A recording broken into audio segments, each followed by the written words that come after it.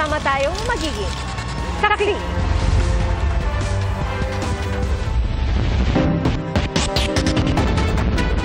Bago sa saksi, kung kailan maulan, saka naman nagkaaberya ang LRT-1. Mahigit 2 oras limitado ang operasyon ng tren dahil sa problemang teknikal. At saksi, live, si Jamie Santos.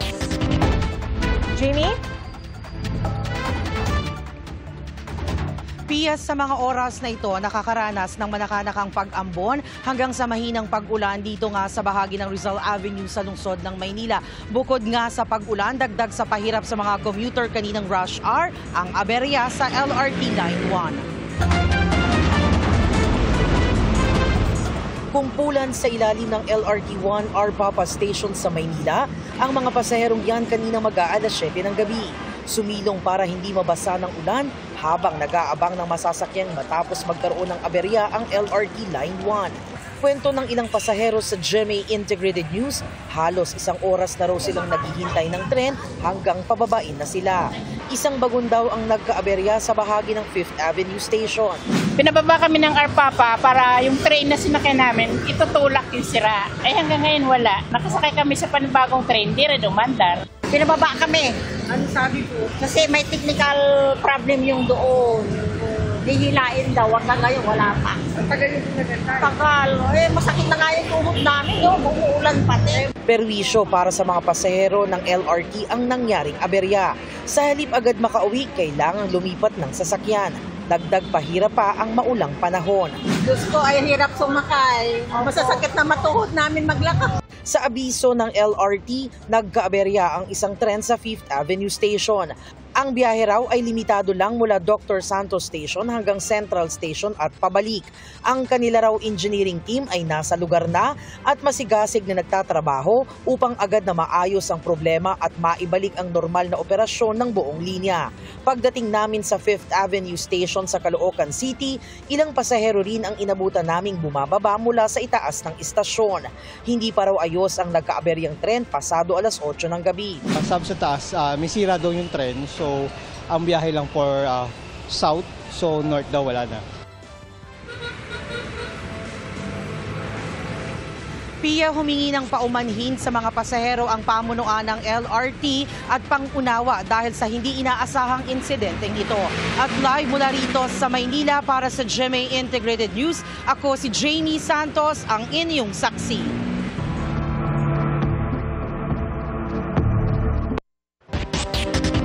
Ilang barko ang nagkaberya sa gitna ng malalakas na alon, dulot na epekto ng habagat sa Zamboanga City. At sa Sultan Kudarat, sinagip mula sa binahang bahay ang 2 buwang gulang na sanggol at ang kanyang pamilya. Saksi, si Efren Mamak ng GMA Regional TV. Humahagupit ang malakas na hangin at alon sa passenger vessel na ito na halos dumikit sa seawall ng Artilim Boulevard sa Zamboanga City. Nakaangkla ang barko malapit sa Zamboanga City Port dahil sa masamang panahon. Pero dinala na ito hanggang sa gilid ng Artilim Boulevard.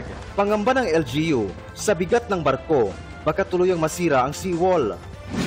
2 barko pa ang sumadsad sa dalampasigan ng Sitio Caragasan sa Barangay Maasin dahil sa malakas na hangin at along dala ng habagat. Ligtas naman ang mga tripulante at napuntahan na ng Philippine Coast Guard. Wala ring nadamay na stilt houses sa pagsadsad ng mga barko.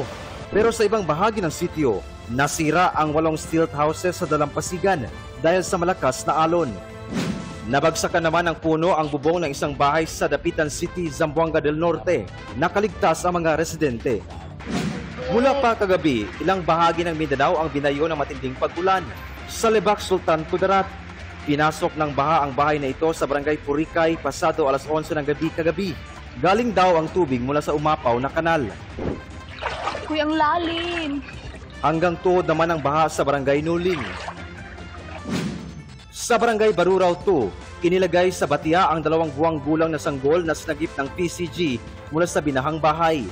Narescue rin ang 3 babaeng kapatid nito at ang kanilang ama. Sa tala ng MDR-RMO ng Lebac, mahigit 100 pamilya ang naapektuhan ng baha sa 7 barangay. Humupa naman kalaunan ang baha at bumalik ang mga residente sa kanilang mga bahay. Gumuong lupa at kahoy naman ang bumalandra sa kalsada sa bayan ng Calamansig. Halos buong daan talaga sir. Wala nang madaanan ng motor.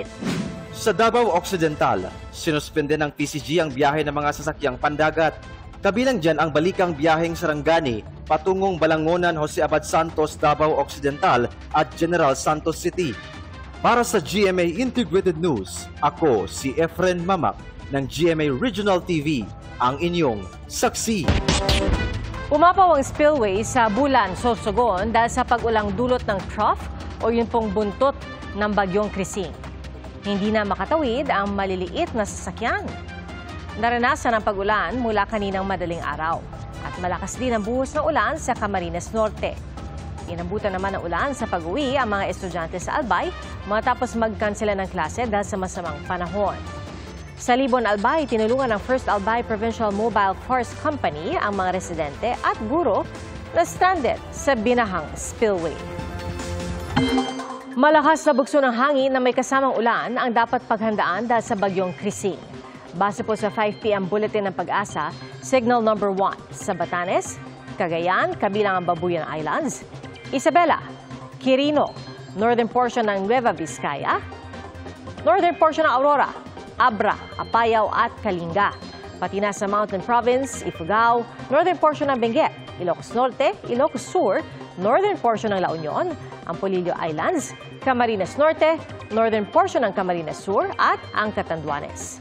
Nagbabala rin ang Pag-asa sa posibleng storm surge o daluyo na aabot sa 1 hanggang 2 metro ang taas sa Cagayan kasama na ang Babuyan Islands, Isabela at Ilocos Norte.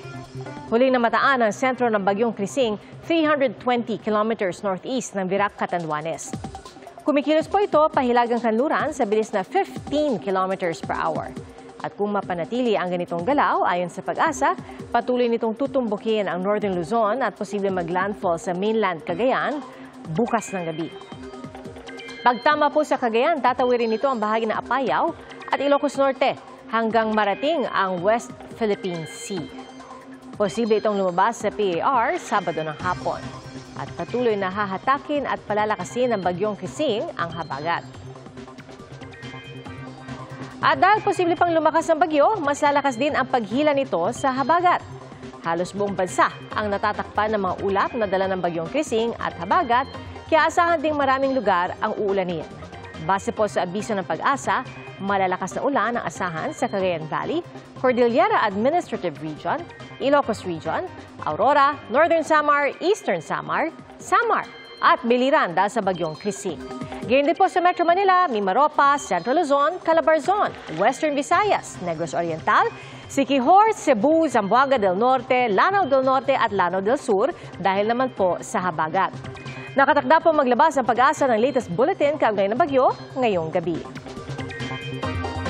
Imbes na pasalubong, hininalang shabu na nagkakahalagang 700 milyong piso ang nadiskubre sa 4 na balikbayan box mula sa California sa Amerika. Saksi, si Bernadette Reyes.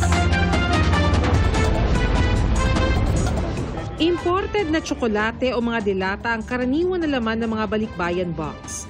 Pero ang mga kahon sa shipment sa Manila International Container Port sa Maynila mula California noong Hunyo agad hinarang. Dinaan muna yun sa x-ray. Then pagdaan ng x-ray, tsaka natin inisa-isa yung may K9 dog units na rin, K9 unit na rin tayo na umalalay sa ating mga kasamahan upang maingat na tingnan yung laman naman ng x-ray. Nagkaroon ng kakaibang reaksyon yung ating K9. May reaksyon sila na pabalik-balik. Bukod sa pag-upo, pagpabalik-balik sila na parang balisa. Yan ay indikasyon na meron silang suspetsya na drugs.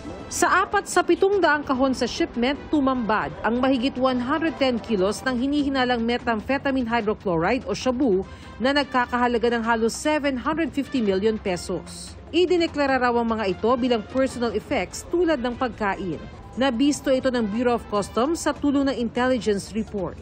Iti-turn over ang mga nakumpiskang kontrabando sa Philippine Drug Enforcement Agency o PDEA habang patuloy ang investigasyon. Maaaring maharap ang mga sangkot sa kasong pagdabag sa Section 118 o Prohibited Importation and Exportation ng Customs Modernization and Tariff Act at paglabag sa Comprehensive Dangerous Drugs Act. Sinubukan ng GMA Integrated News na makuha ang panig ng deconsolidator pero wala pa silang sagot. Siniguro naman ng BOC na agad ire-release ang mga balikbayan box na walang kontrabando. Para sa GMA Integrated News, Bernadette Reyes ang inyong saksi.